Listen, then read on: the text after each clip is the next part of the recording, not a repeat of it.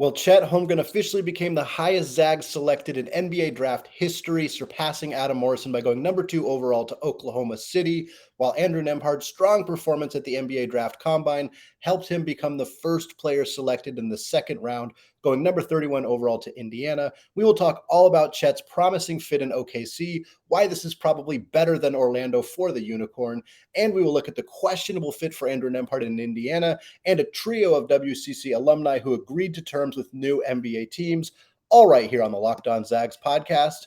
Don't go away. You are Locked On Zags, your daily podcast on the Gonzaga Bulldogs. Part of the Locked On Podcast Network. Your team every day.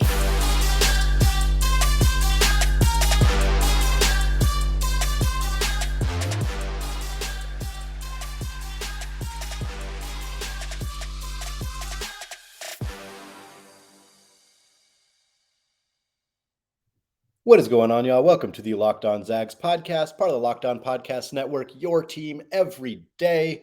I am your host and longtime Gonzaga podcaster, Andy Patton, here on vacation in Grover Beach, California, heading out to a buddy's wedding, but I wanted to get this show out to talk all about the new Zags in the NBA. Of course, the NBA draft happened on Thursday evening. Chet Holmgren, Andrew Nembhard, both heard their names called in the NBA draft. I also want to thank all of you who have continued to make Locked On Zags your first listen of the day. Remind you, of course, that we are live on YouTube, over 750 subscribers on YouTube, trying to get to 1,000 before the next college basketball season tips off. We are very, very close to that. So please, please, please hit that subscribe button on YouTube if you have not done so already.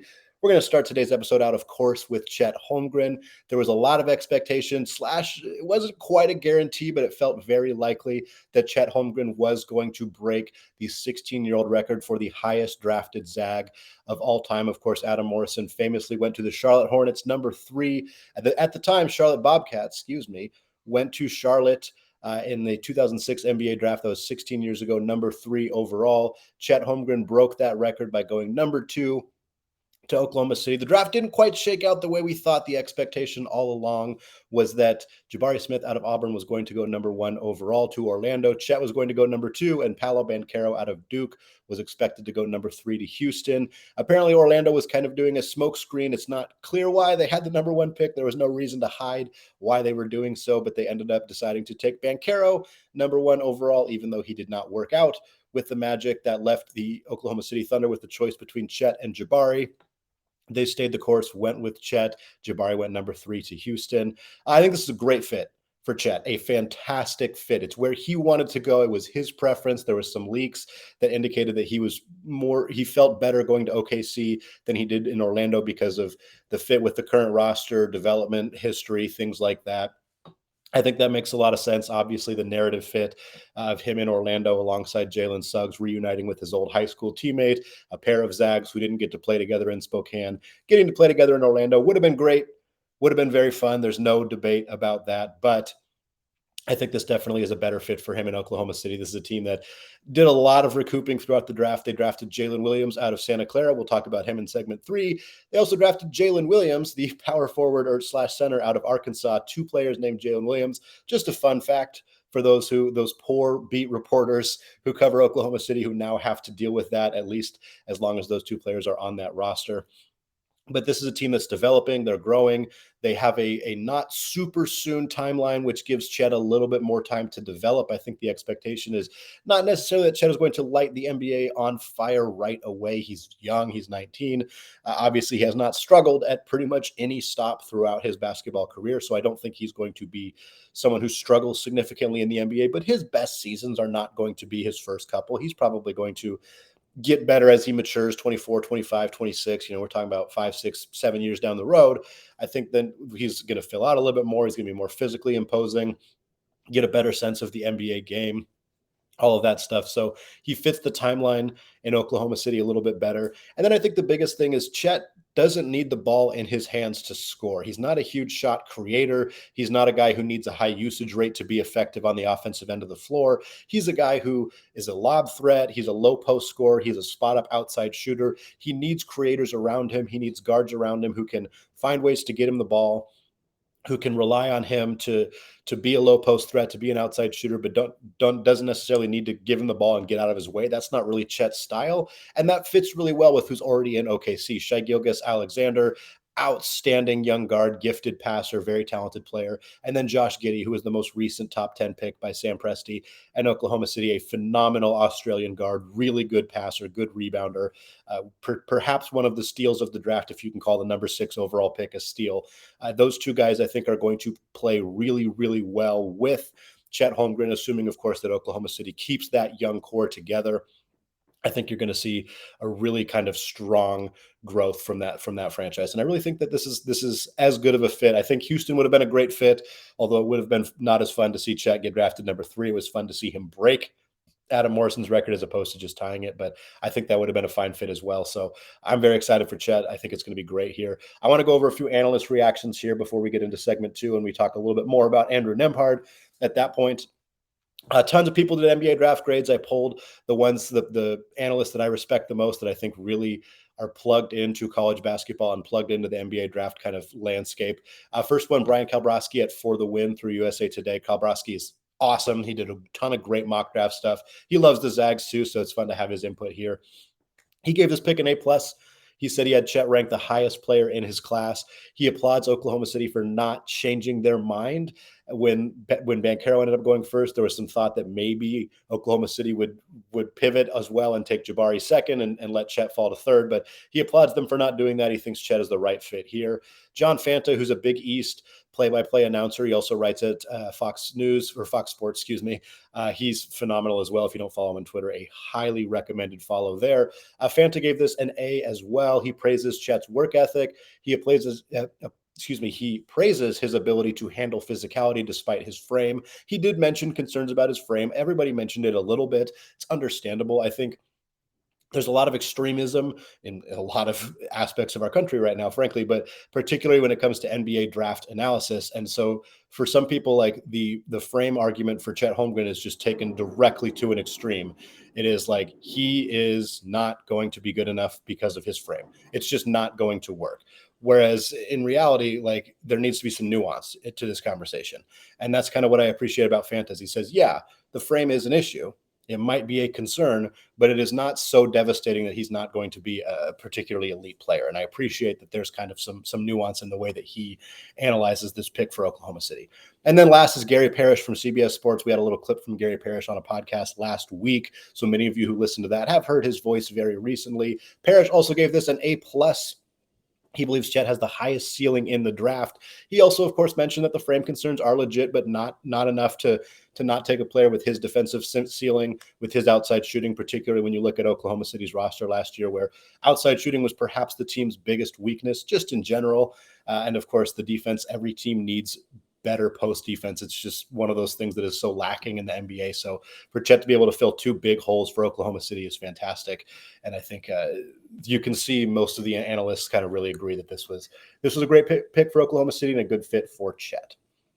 We're going to come back in the second segment. We're going to analyze Nembhard heading to Indiana, what that means for him, what the playing time situation looks like on the Pacers, and of course, what some of those draft analysts have to say. But before we get there, let's talk about BetOnline. College basketball may be deep into the offseason, but the MLB, WNBA, and MLS seasons are heating up into the summer months. BetOnline.net is your number one source for all of your betting needs and sports information, from all the latest odds, contests, and player props, you name it. BetOnline remains the best spot for all your latest sports developments, including podcasts and reviews for all of the leagues this season. And it's not just basketball. BetOnline is your continued source for all of your sports wagering information needs, including live betting and your favorite Vegas casino games.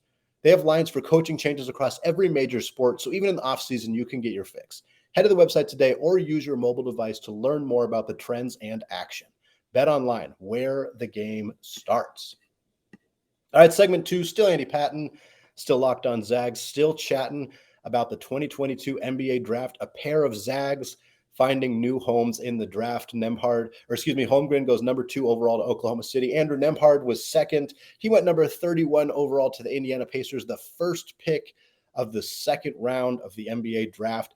Nembhard had a very, very meteoric rise. I think a lot of people really didn't consider him an NBA draft prospect for years, frankly. He declared for the NBA draft multiple times, ended up choosing to come back to school, obviously ended up choosing to transfer to Gonzaga in the first place after checking out the draft then, and is now an NBA draft candidate and an NBA draftee, I guess. He is a guy who he was great at Gonzaga, a fantastic point guard, really, really solid career, one of the best pick and roll specialists in the entire draft, made tremendous strides as an outside shooter, which was a significant development for him in terms of becoming an NBA player. But even after the season, even after he had the best outside shooting year of his career, even after he led Gonzaga to the number one seed throughout the season, even after he had the most successful year of his career, he was still being talked about as like, maybe a second round pick, maybe an undrafted free agent, a priority two-way contract type guy. There wasn't a lot of discussion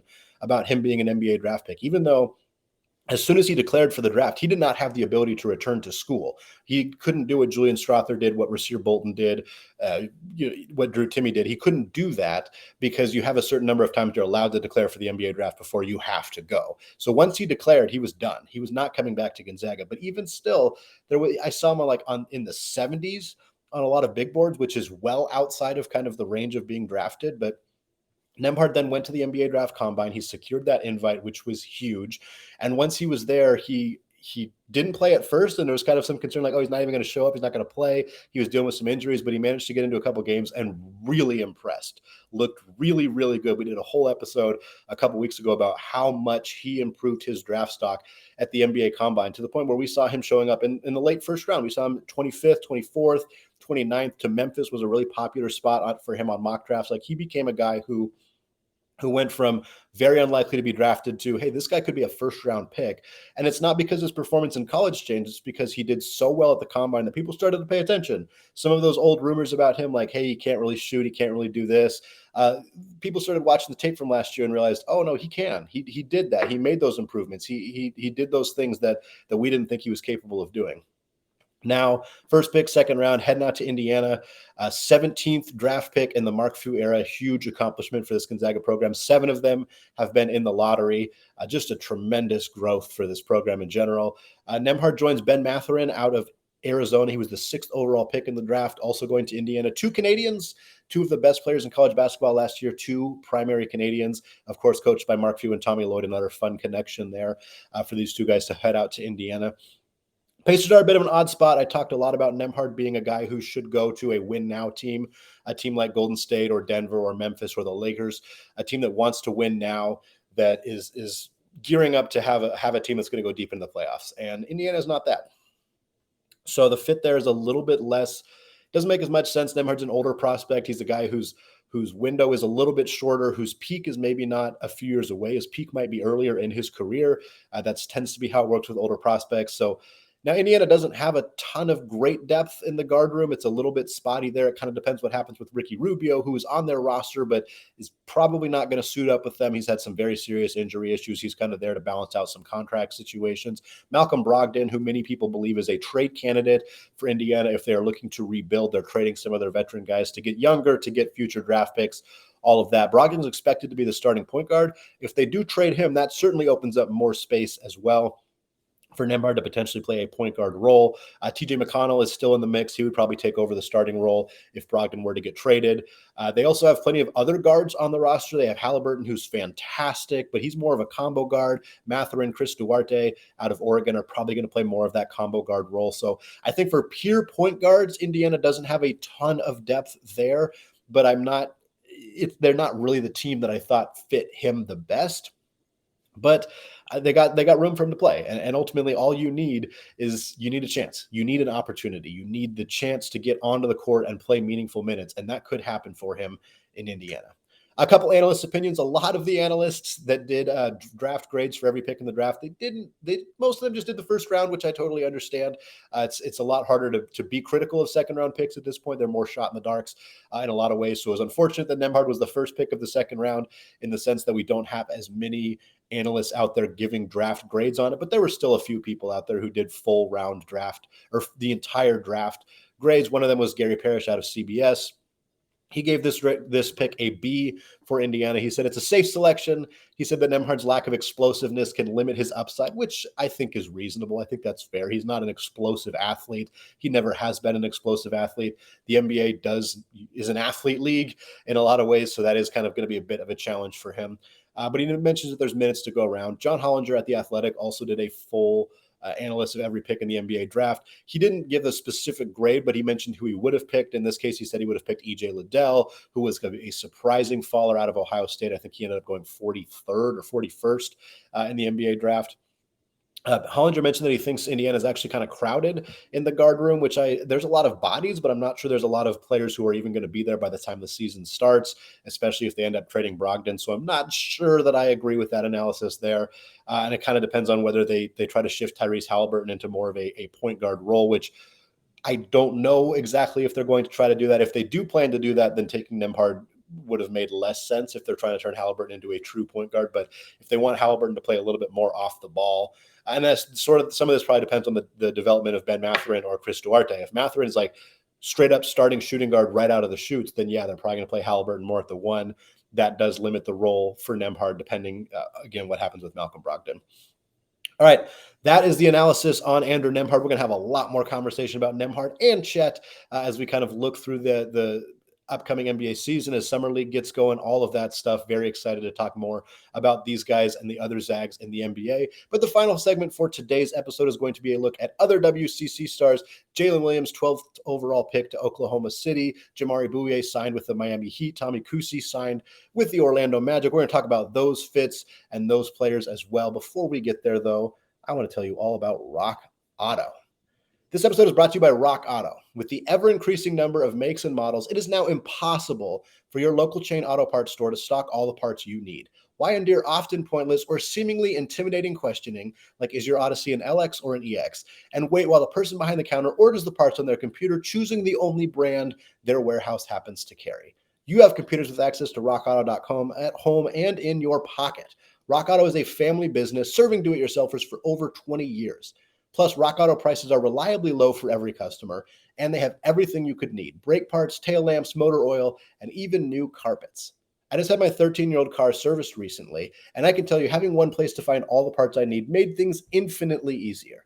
So go to rockauto.com right now and see all the parts available for your car or truck. Write Locked On in their "How did you hear about us" box so they know we sent you. Amazing selection, reliably low prices, all the parts your car will ever need. rockauto.com. All right, segment 3, still Andy Patton, still Locked On Zags. We're still talking NBA draft recap stuff. We covered the two Zags, Chet Holmgren and Andrew Nembhard, who went number 2 and number 31 overall, respectively, to Oklahoma City and Indiana. Now here in segment 3, we're talking the rest of the WCC. It was a phenomenal year for the WCC. During the basketball season, it remained a phenomenal year for the WCC heading into the NBA draft, most notably Jalen Williams out of Santa Clara, a kind of forgotten star. He was one of the best players in the WCC, but nobody was talking about him because nobody likes to talk about the WCC, even though the talent pool in that conference is tremendous. Jalen Williams was a late riser through the NBA draft process. He balled out at the combine. He played extremely well. Beyond that, his size, his frame, his wingspan. He's got an over 7-foot wingspan as a 6'6" guard who shot 40+% from 3. All of a sudden, scouts were like, "Hey, this dude is good," and GMs and other people were like, "Oh, this is kind of a forgotten dude." And a lot of time, late risers, you'd be a little bit weary of them because, why were they all of a sudden being talked about now? But when they come from smaller schools, and they come from schools that unfortunately get ignored a lot in the national conversation, it's kind of easy to see how a guy like that might fly under the radar until they're in the draft process and they're going up against guys who are also NBA draft candidates. And you're realizing this dude's better. He's better, he's longer, he's faster, he's more athletic, whatever it may be, than all of these dudes in this draft process. And that's how you see a guy like Williams go from a non-prospect. We don't even think he's going to declare for the draft because players from schools like Santa Clara don't declare for the draft early. That's the thought process to all of a sudden we're talking about a guy who went in the lottery. He went in the lottery. First time two players from the WCC went in the lottery since 1985. That's more than my lifetime ago. That is a long time ago to have 2 WCC players going in the lottery, a tremendous accomplishment. He's the first player since Steve Nash in 1996 to get drafted out of Santa Clara. That went pretty darn well for Steve Nash out there. Not sure Jalen Williams can reach that very lofty goal there as a Hall of Famer, multiple-time MVP, but this is a great player. I think it's going to be a fun fit in Oklahoma City, again, alongside Chet Holmgren, alongside the other Jalen Williams, who was 34th overall pick out of Arkansas. I think this is really, really fun. A lot of the analysts kind of liked it as well. Some people thought that it was maybe a bit of a reach, which probably was. Most of the mocks had him in the 20 to 30 range, a little bit later than that. But again, the industry, or the mocks, are not necessarily where the industry thinks. And if Oklahoma City thought, hey, this guy's not going to last to 34, or it's not even worth trading down to get him because so many teams are interested in him, then they felt like they had to pull the trigger on him. Kalbrowski, out of USA Today, he gave it a B. He said, again, he's a little weary of late risers, but he loves Williams' length. John Fanta, out of Fox Sports, gave it a B as well. He is the same thing, thought it was a bit of an overpay, but he likes the length. He likes the potential for him to be somebody who could guard all four out of five positions defensively. Gary Parrish gave it a B+. Said he wasn't valued at Santa Clara, but the tape, if you watch the tape, you can tell that this is a legitimate NBA player. And then Sam Vecini at The Athletic, he likes Williams, he likes his length, but he thought that maybe for Oklahoma City and their desperate need for shooters, that they should have taken AJ Griffin out of Duke, who went 16th overall. I get that. I kind of thought AJ Griffin was a surprising faller in the draft. I wouldn't have, for Oklahoma City, I'm not a fan of the team, but I wouldn't have hated if they took AJ Griffin there, but kind of fun to see them go with, of course, the Santa Clara guy. Next up, Jamaree Bouyea. Not super shocked he didn't get drafted. I was really hoping that he would sneak into the second round. I think he has the talent to be a guy who sticks in the NBA. It's much more difficult to get into the NBA and stick into the NBA through the undrafted process. So it's unfortunate that he wasn't able to secure what would have been a safer route to the league by getting drafted. But he signed very, very quickly after the draft, may have had a promise from this team, the Miami Heat, before that happened. So he's going to be joining the Miami Heat in Summer League. He's going to get a chance to prove his worth. He's going to be close to his former coach in Florida. This is, of course, only if he sticks with the Miami roster. But if he does so, he'll be closer to Todd Golden, who is now the coach in Gainesville at the University of Florida. Kind of a fun mix. Miami has found really good shooters late in the draft. Tyler Hero, was a phenomenal pick for them. Duncan Robinson has not been particularly good the last year or so. Really didn't play much in the playoffs, but was a very, very good undrafted free agent find for them. Prior to that, Bouyea is an outstanding shooter. He's a great shot creator. He's just undersized. He's 6'1", 180, and it's hard. It's hard to stick in the league if you're that small. This year, the first player taken who was under 6'4" was Kennedy Chandler, who went number 38 overall. Like, there are 37 players picked, none of them below 6'4". The league is just valuing size and length so much right now, and Bouyea just doesn't have those things. But he's got the skill set, he's got the shooting, he's got the shot creation. I think this is a guy who could really stick in the NBA. It's going to be a tough path. It was always going to be a tough path for him. He's gone a non-traditional route before, obviously going to San Francisco and sticking it out there instead of transferring to a higher profile program. So I'm really excited to see if he can make this thing work. If he does, if he gets into the NBA, he'll be the first NBA player out of the University of San Francisco since Ime Udoka, the new head coach for the Boston Celtics. Udoka played 1 year at the University of San Francisco in 97, 98. I forgot that he was there. I knew him as a Portland guy, a Portland State guy, but he did begin his career or play part of his career in college at San Francisco. So it has been a long time since there was a Don in the NBA. So hopefully Bouyea can find a way to get into the league. And then finally, this news broke just shortly before I hit the record button today. Tommy Kuhse is going to play with the Orlando Magic on a summer league deal as well. I'm not sure I see an NBA career for Tommy Kuhse, frankly. I think he's going to be a great European League player. I think he's a great basketball player in general, but the size is a limiting there. The athleticism is limiting there. I'm just not sure. The shot creation is good, but not elite. So I have a hard time seeing him fit in the NBA. I think he's a great guy to fill out a summer league roster. Like, I think he fits there, and I think he could turn some heads. He could impress some guys. He could absolutely land in the G League if that's what he wants to do. But I'm not quite sure I see it. But then again, he's phenomenal in the pick and roll. I mean, one of the best pick and roll guards we've ever seen against Gonzaga. He carved up a Gonzaga team with Chet Holmgren on it just by being an absolute menace in the pick and roll. Pick and roll is the most important skill for guards in the NBA right now, that and outside shooting. He's got both those things. He can do both those things. He's been an inconsistent three-point shooter throughout his career. He developed significantly in that area. So I think some scouts might be willing to bank on the fact that development is real and that he is a knockdown three-point shooter. But he would have to be like elite as a three-point shooter in order to carve out a career in the NBA, especially at his size and his advanced age. All right, that is going to do it for me today and for this week. Thank you for sticking with me. Vacation podcasting. Here we are back to normal next week. We got plenty more thoughts on this upcoming Gonzaga season. Of course, we got more thoughts on the NBA guys. We'll talk more Chet, more Nembhard. We'll have some guests on to talk about how this draft may have impacted the other Zags in the NBA. The Zags in Washington, the Zags in Memphis, all of that stuff. So much fun stuff coming your way as we head into July. Right here on the Locked On Zags podcast, available wherever you get your podcasts and on YouTube as well. Finally, thank you to all of you who have made Locked On Zags your first listen of the day. Locked On WCC may not exist yet, but you can get more informed on the West Coast happenings by making Locked On Pac-12 your second listen of the day. Host Spencer McLaughlin, former guest of the show, as well as local experts on Locked On, take you across the Pac-12 in 30 minutes, 5 times per week. All right, thank you all for listening, and go Zags.